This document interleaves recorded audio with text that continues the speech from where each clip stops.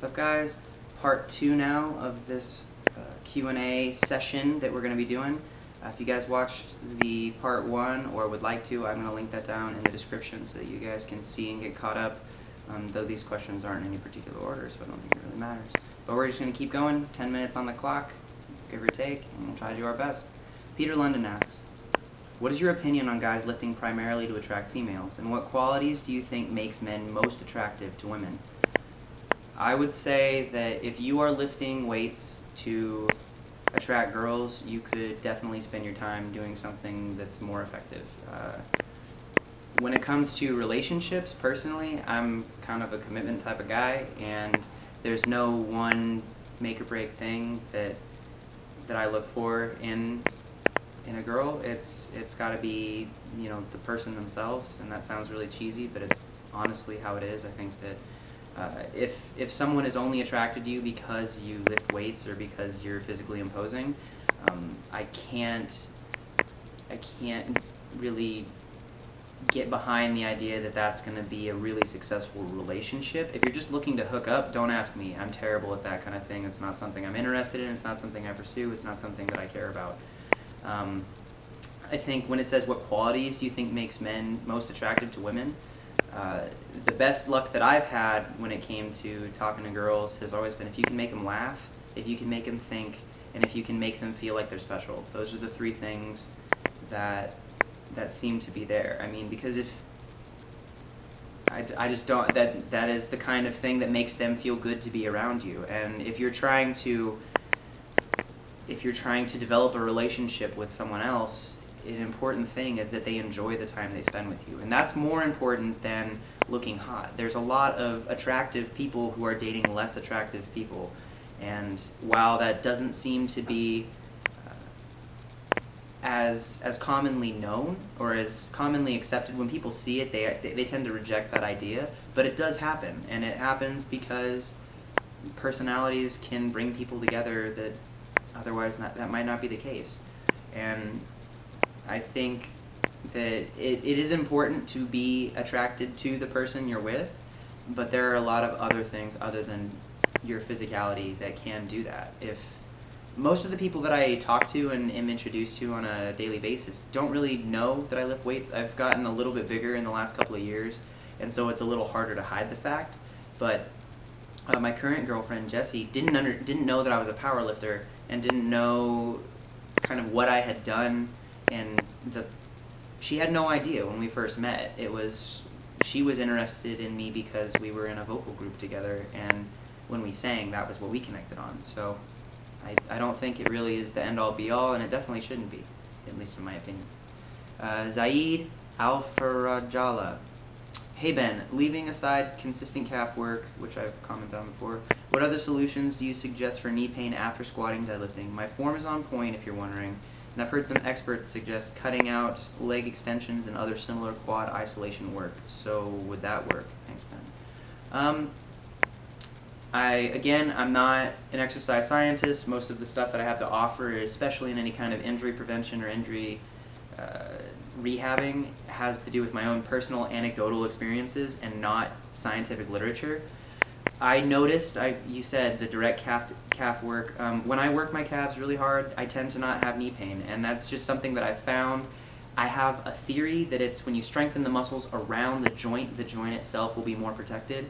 I think when people are saying to cut out leg extensions and other similar quad isolation work, I think what they're really trying to do is stop doing exercises that put a load directly on that knee joint, because all the force is coming in and it creates the shearing force when you stop the weight at a full extension, and that's where it's on, and you're having to there's a lot of people that say that leg extensions really are harmful to the knee, and I mean that tends to be fairly accurate for strength athletes.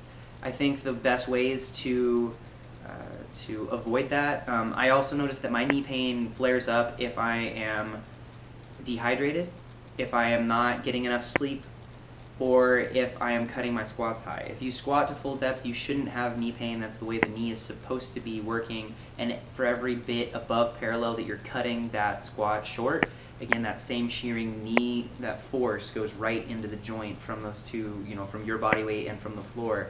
And when it puts all that pressure on that knee, that's where, at least in my understanding, a lot of that pain comes from.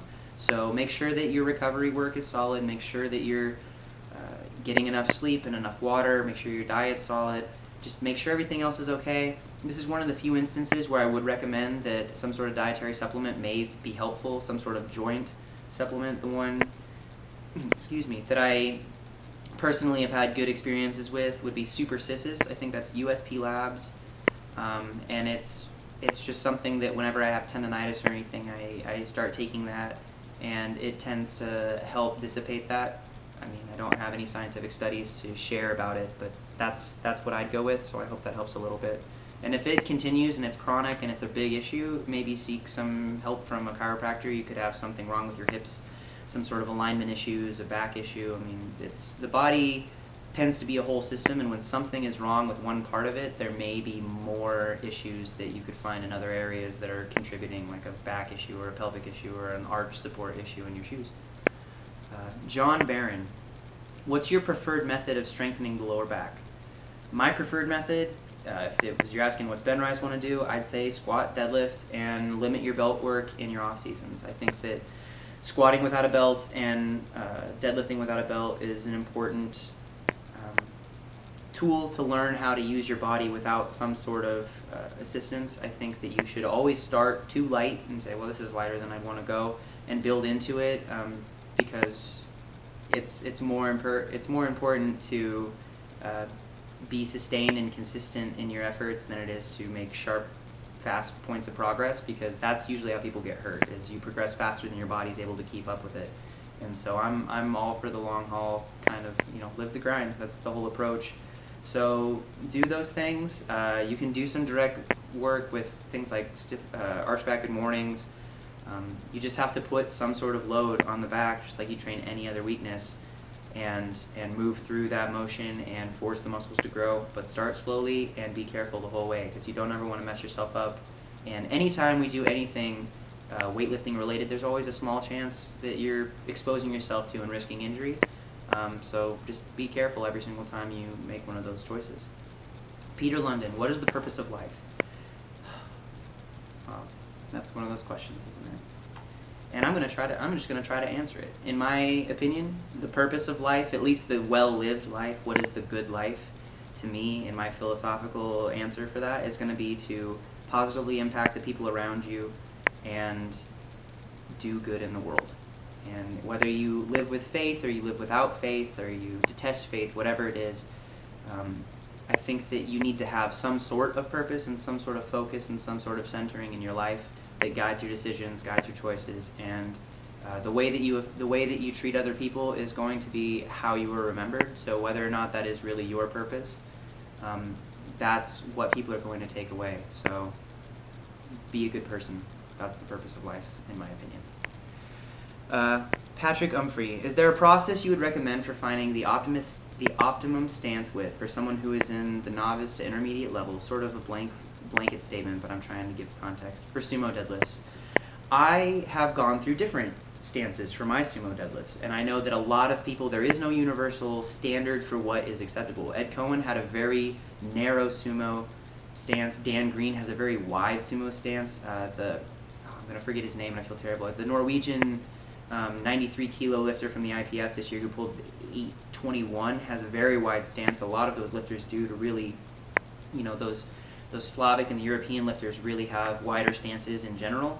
But the process I would recommend is try different things. If you're a novice or an intermediate, you don't have really established motor patterns yet, and you have so much opportunity to play around with different things and find something that feels more correct.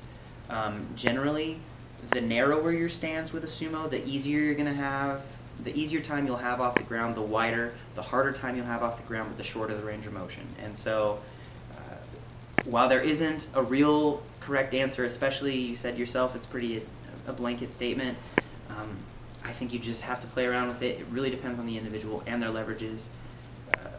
For suited lifters, if you're lifting in powerlifting gear, I'd say a wider stance is generally preferred, because then the suit helps you off the ground and then you have the shorter range of motion.